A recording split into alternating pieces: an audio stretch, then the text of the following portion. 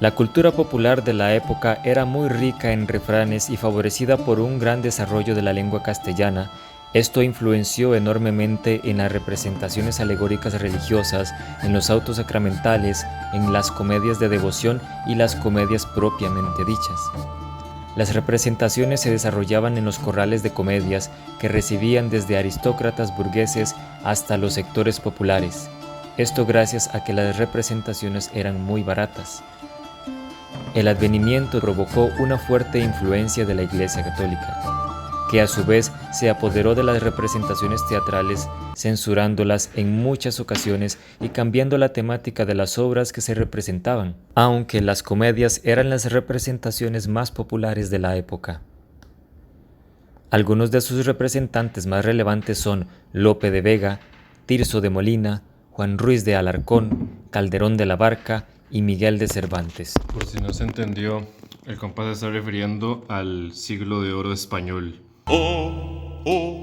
Totus floreo, iam amore virginali totus ardeo, novus amores copereo. En la arquitectura tenemos algunos exponentes como Diego de Siloé con la Catedral de Granada, Alonso de Covarrubias con la Puerta Bisagra de Toledo, Juan Gil de Ondañón con las catedrales de Segovia y Salamanca.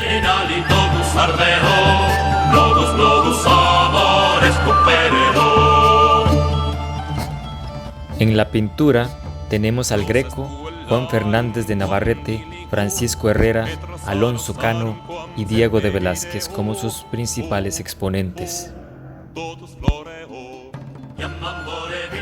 En cuanto a la música, se puede decir que cumplía con varias de las características de las obras artísticas de la época. Esta tenía un carácter religioso, en la que se componían piezas como himnos o evangelios, pero con la particularidad de que se capturaban las emociones como el éxtasis, la nostalgia, la alegría y la desesperación. Tal es el caso de Tomás Luis de Victoria, Francisco Guerrero y Alonso Lobo.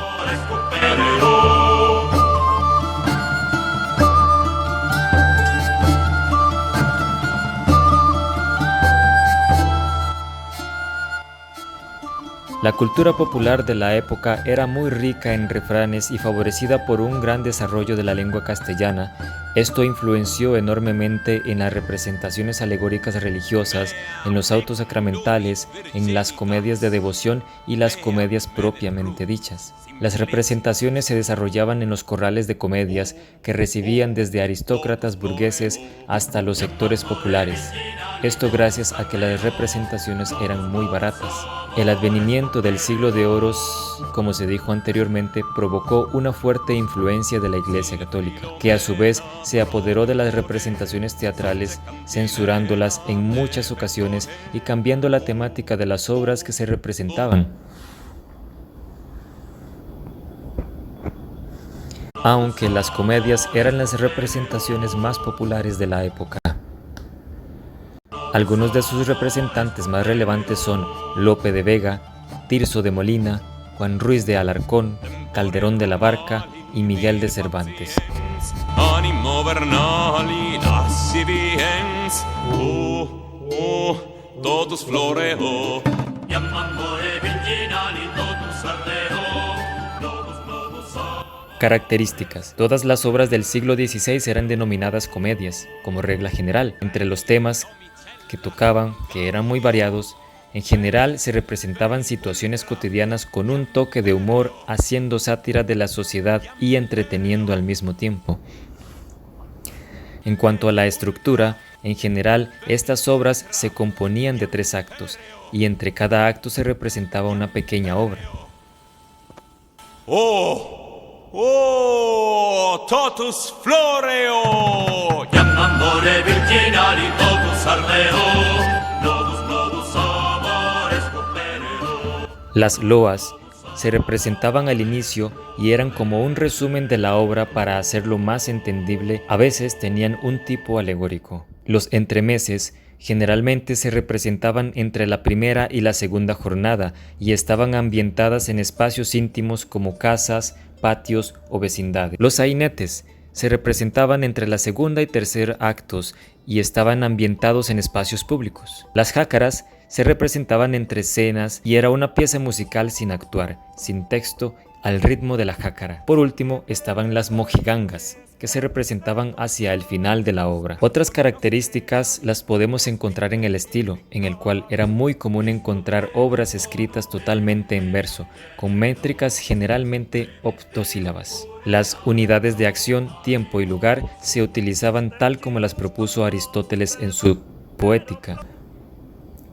También, el estilo más común de esta época era la tragicomedia, que se caracteriza por mezclar rasgos o características propias de las tragedias y de las comedias para darle así matices más cercanos a la vida misma. El teatro del siglo de oro obedece su estructura y estilo a Lope de Vega, quien escribió El arte nuevo de hacer comedias en este tiempo. Esta obra buscaba reformular lo dispuesto hasta esa época en cuanto a las reglas que regían el teatro. Entre sus postulados encontramos la ruptura de la unidad dramática de acción, tiempo y espacio impuestas por Aristóteles, la introducción de la tragicomedia como un estilo más común, tratar temas sociales como situaciones cotidianas muy cercanas a la gente de la calle, y la división de la obra en 3 jornadas o actos. El metateatro. El metateatro busca la objetividad en el análisis de las situaciones humanas.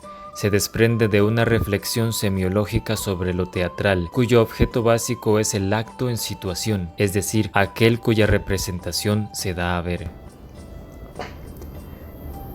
El metateatro expone al teatro mismo. Se dice que se pueden construir obras metateatrales dentro de 3 niveles: el extradramático, que corresponde al plano escénico; el intradramático, que corresponde al plano ficticio; y el metadramático, que es el drama dentro del drama, pudiendo moverse entre lo extradramático y lo intradramático. Es así como la metateatralidad se crea a través de planos en la trama y a su vez se mezclan para formar y alimentarse entre ellos. Esta herramienta posee mucho valor a nivel social, ya que pone en juego una manera dinámica y atractiva para el receptor, permitiéndole al autor plantear situaciones desde su dramaturgia y desde una perspectiva ágil y estimulante. El metateatro revela la realidad y la ficción en el hecho teatral bajo distintas visiones, a saber, la del mirado, la del mirante y la del archimirante. El mirado se encuentra dentro del plano de lo ficticio. El mirante es un personaje que observa al mirado pero que también se encuentra dentro de la puesta en escena. Y el archimirante son los espectadores que observan tanto al mirado como al mirante.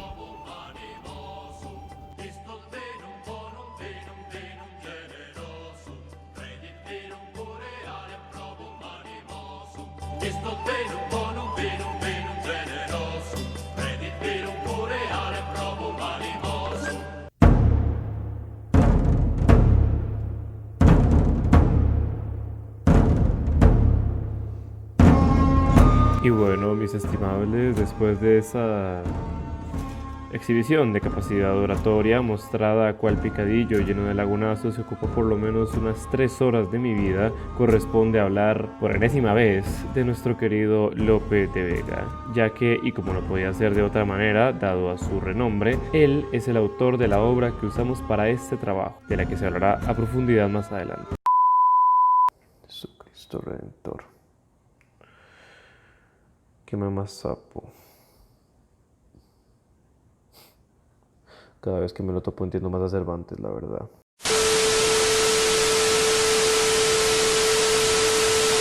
Lope de Vega nació el 25 de noviembre en Madrid, España, en el año 1582. Fue uno de los poetas y dramaturgos con más importancia del siglo de oro español y de la literatura mundial debido a la grandeza de sus obras. Se le considera el autor de al menos unos 3.000 bocetos, 3 novelas, 4 novelas cortas, 9 epopeyas, 3 poemas didácticos y varios centenares de comedias. Este no tenía tanto chunche encima como la otra. Además, fue padre de la dramaturga Sor Marcela de San Félix. En su juventud estudió en el Colegio Imperial de Jesuitas. Se cree que su primera obra fue El verdadero amante, afirmaba tener un don natural para la estructura, tanto así que en El animal de Hungría, cuando le piden unos bocetos para el rey, responde: dentro de una hora y menos, y agora, callad, que no puede ser, que a muchos oigo decir que los que componen sudan, gruñen, gimen, transudan, como quien quiere parir. Falta los de natural, que da el cielo a quien él quiere. Fue durante su época como sacerdote que escribió muchas de sus obras devotas, adoptando a partir de aquí un tono meditativo y filosófico. Durante los últimos años de su vida vivió enamorado de una mujer mucho más joven que él, tenía 25 años la muchacha, que se llamaba Marta Neveres. Vamos, que anduvo detrás de una muchacha casada intentando tramarla con palabras bonitas. Lo que hizo toda la vida, básicamente. Muere el 27 de agosto de 1635 a la edad de 72 años en Madrid, España.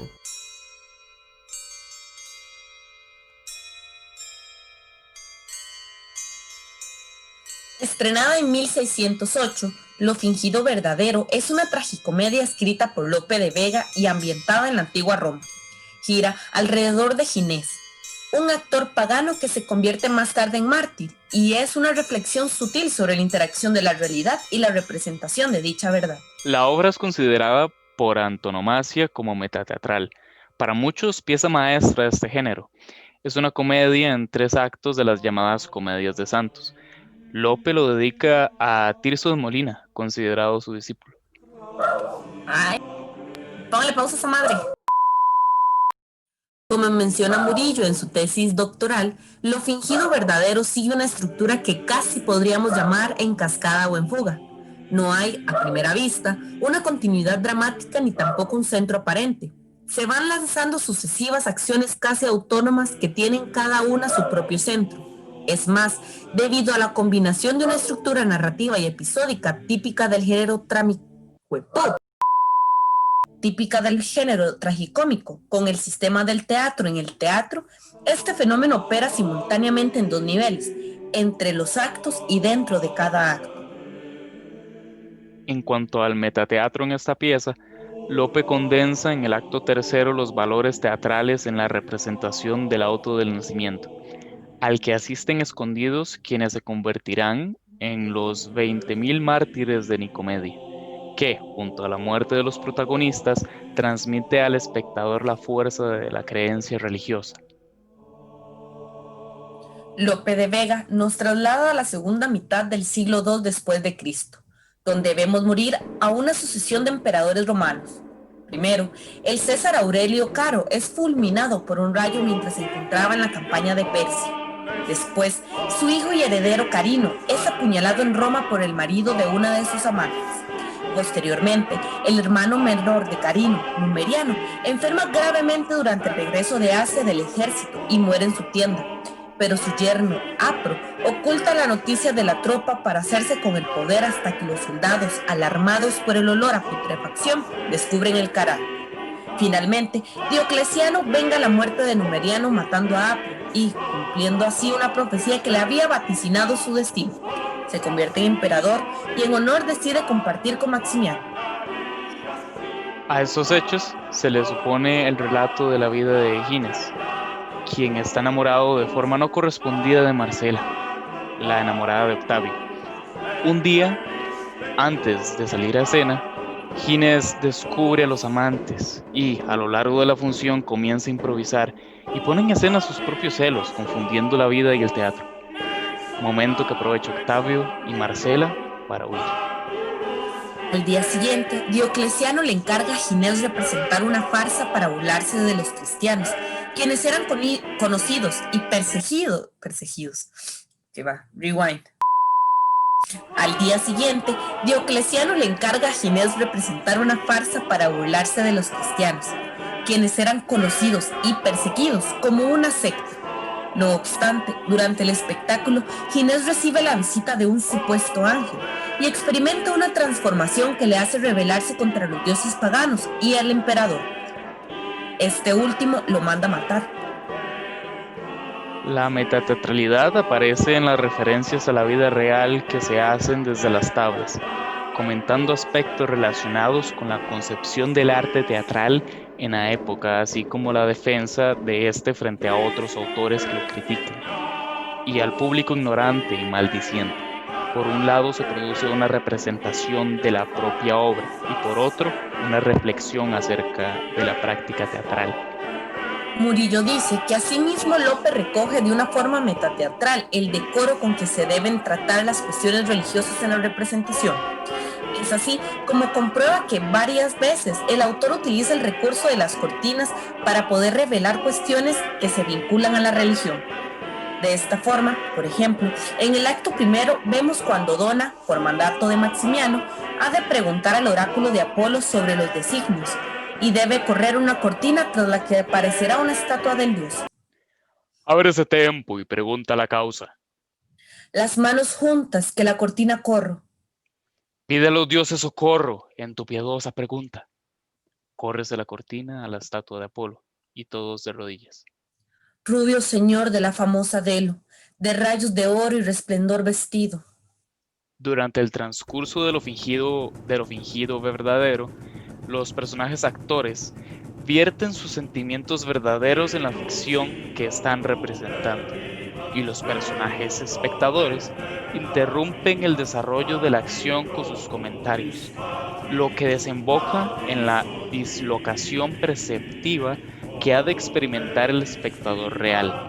Esta equiparación de la vida con el teatro nos conduce a la metáfora de la vida como teatro, tan utilizada por la estética barroca y por consiguiente reconocida y valorada por el público.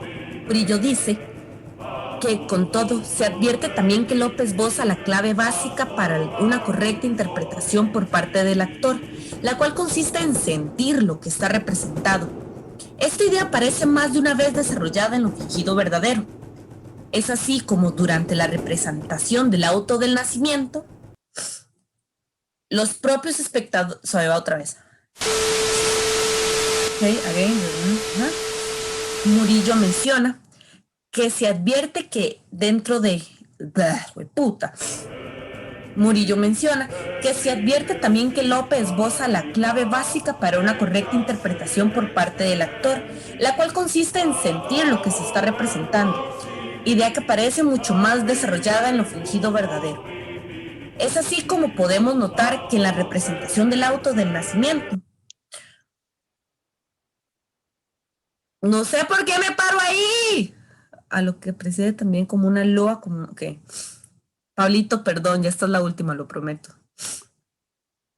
Murillo menciona que se advierte también que Lope esboza la clave básica para una correcta interpretación por parte del actor, la cual consiste en sentir lo que se está representando.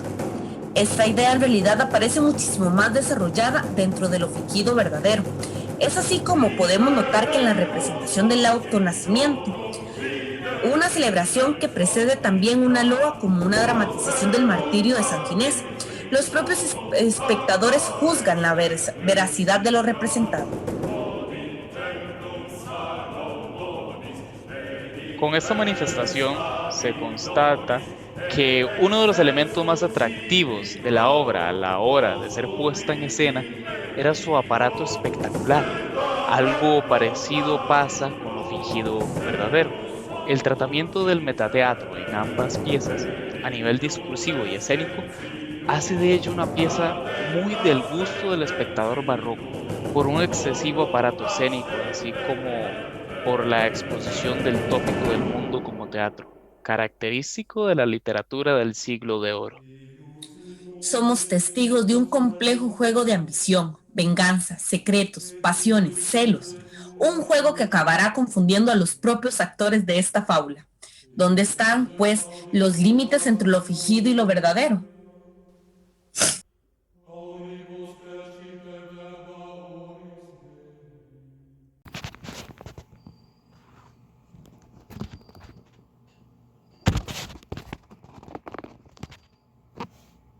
Fuck. Suave. Hueputa palabra de mierda, mae.